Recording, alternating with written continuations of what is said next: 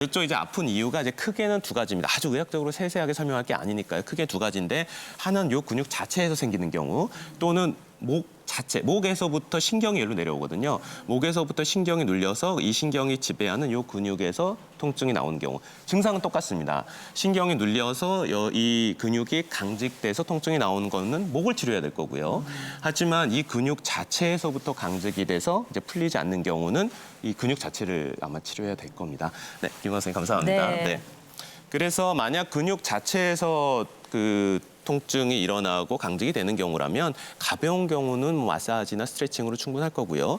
가장 중요한 건 이제 자기 스스로의 운동, 자기 자세인데요. 이제 그거에 대해서는 이제 다음에 뒤쪽에서 다시 한번 좀 자세히 설명을 드릴 겁니다.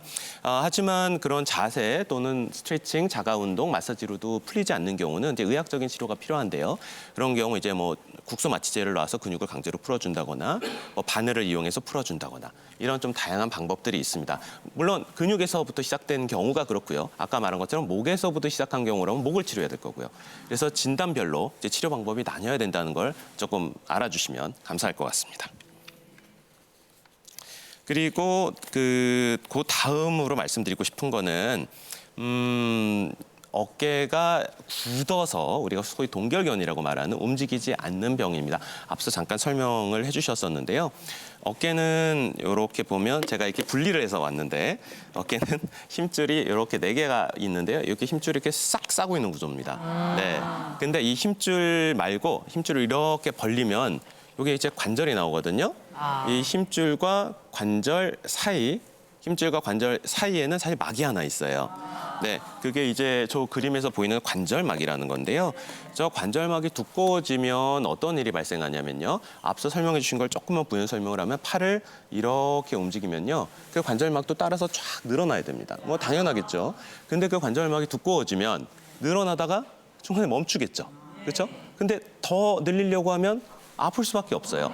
네, 그래서 동결견, 유착성 관절낭염이라고 말하는 병의 정체는 저 관절막이 두꺼워져서 채 움직임이 나오지 않고 더 움직이려고 하면 아픈 겁니다. 움직임이 제일 크게 가려면 뭐 뒤에 아까 말씀하신 속옷근을 풀려고 한다거나 또는 팔을 끝까지 뭐 해서 머리 뒤에 뭐 뒷짐을 지려고 한다거나 이제 이런 거겠죠. 선생님 이게 바로 50견이라고 봐도 되는 건가요? 사실은 이제 50견 용어에 대해서는 뭐 오늘 정리는 안 할 텐데요. 이제 50견의 가장 대표적인 거라고 보시면 됩니다. 그래서 보통 동의어처럼 많이 쓰지만 네. 뭐 여러 개를 지금 50견 안에 넣고 있습니다. 지금 사진 보이시는 것처럼 이게 좀 이해 안 되실 수 있는데 제가 이제 수술한 사진인데 저 관절막, 제가 관절막 찢은 사진이거든요. 굉장히 두꺼워지는데 원래는 종이장처럼 얇습니다. 이제 그게 너무너무 두꺼워져 있는 사진이거든요. 근데 이제 그러면 저렇게 관절막이 두꺼워지면 수술을 해야 되냐?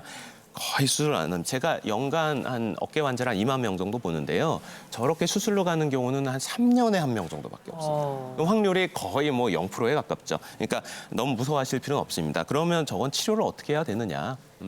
저렇게 두꺼워진 관절막을 얇게 만들어주는 게 우리 핵심입니다. 얇게 만들어주는 거는 뭐 아주 두껍지 않은 경우, 그러니까 뭐 팔을 한 요 정도까지 올리는데 괜찮다. 이런 분은 보통 뭐 치료, 물리치료, 도수치료 이런 재활치료만으로도 좋아집니다.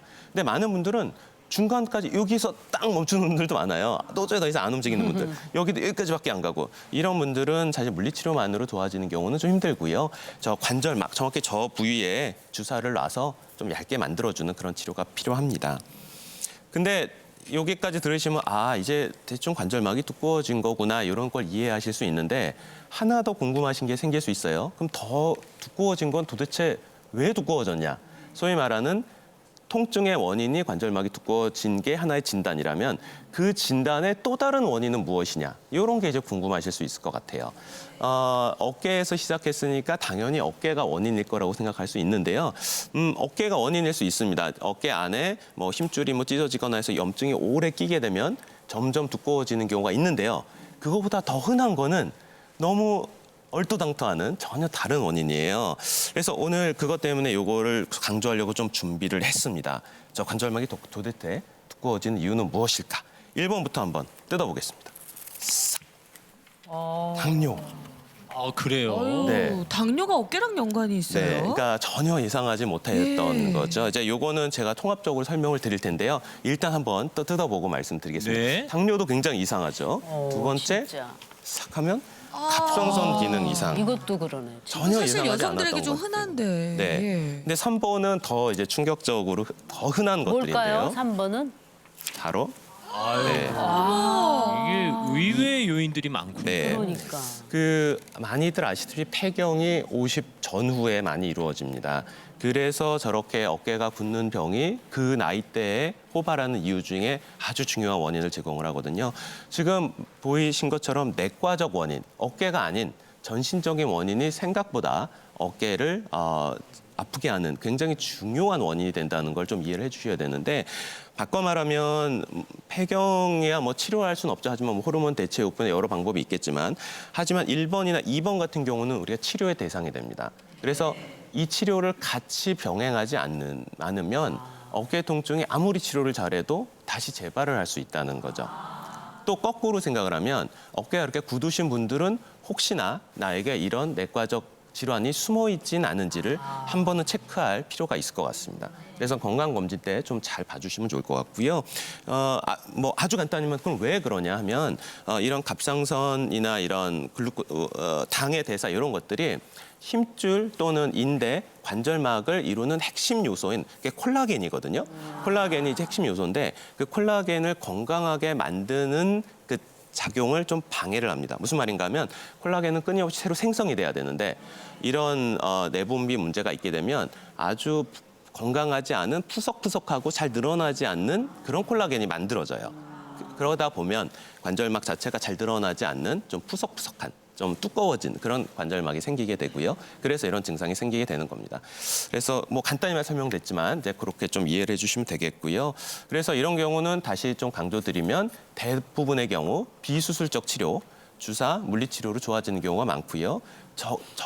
죽어도 안 된다 하는 경우에 한해서만 우리가 수술적 치료를 한다라고 이해해 주시면 될 것 같습니다.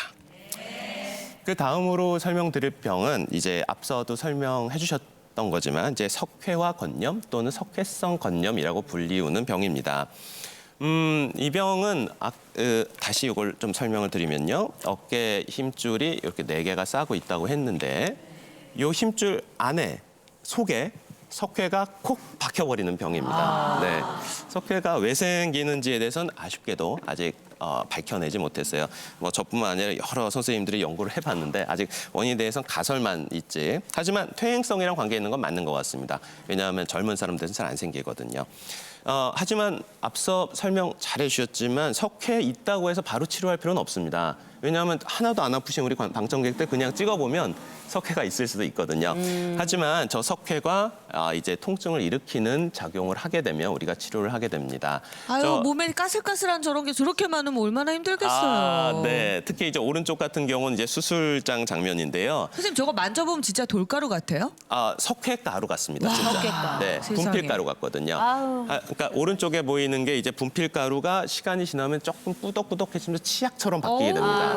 그래서 오른쪽 보면 바늘로 톡 터트렸던 힘줄 안에 있는 석회가 좀 올라오고 있는 이제 그런 건데 저거 보면 이물질이잖아요. 네. 저런 게 몸에 있으면 염증이 일어나기가 쉽겠죠. 그렇죠. 그래서 염증이 일어나게 되면 그 염증을 치료를 해야 되는데요. 생각하시는 것보다 굉장히 아픕니다.